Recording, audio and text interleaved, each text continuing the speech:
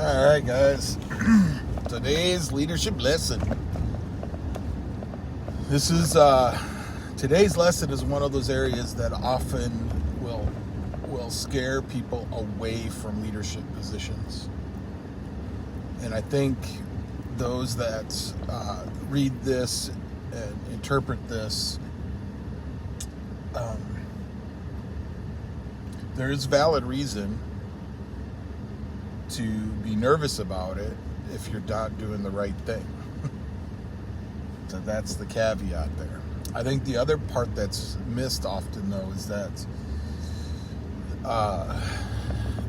it also calls us as followers to do what our leaders ask us to do. So anyway, here's the verse. The verse is it's in Timothy. I didn't write down the exact number, but it states that not all of us should become leaders or teachers,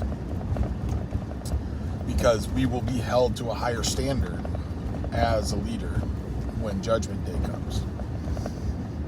So if you're a teacher or a leader and you're teaching and leading people in the wrong direction, you're held to a higher set of accountability, because your influence is greater. You're influencing more people. Whereas if you're just a follower, you're looking at, okay, if I'm teaching, if I'm proposing a bad teaching as a follower, maybe I'm off course and my family's off course. But other than that, it's not a big deal, just a handful of people. Whereas if you're a leader and you're in charge of many people, now that is exponentially larger. So that's the idea. So here's the thing.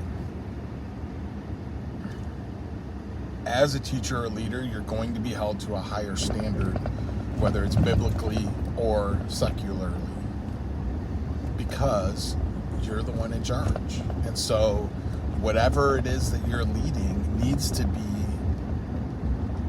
right with what the word says. When you're a leader in your job, you need to be doing the right thing. Otherwise, you're going to be held to a higher standard of accountability.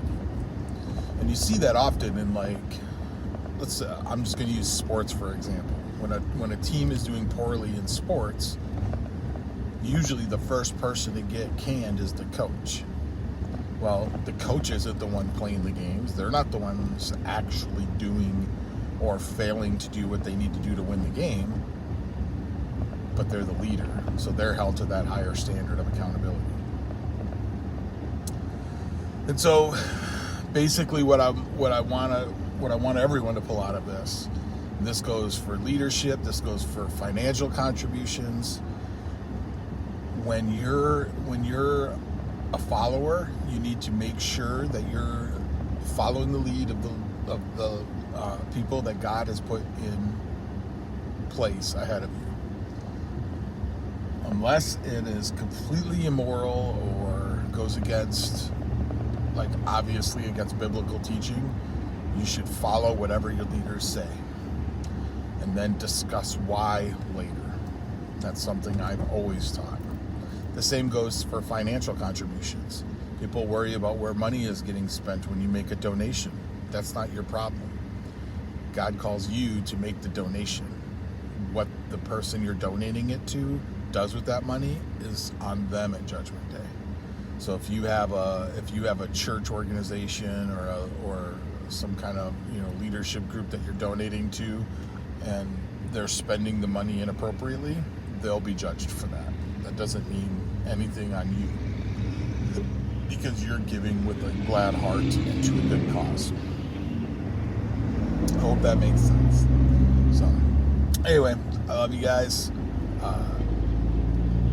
Midwest Gathering, couple of weeks. I'm getting excited, and I hope you all had a wonderful Valentine's Day.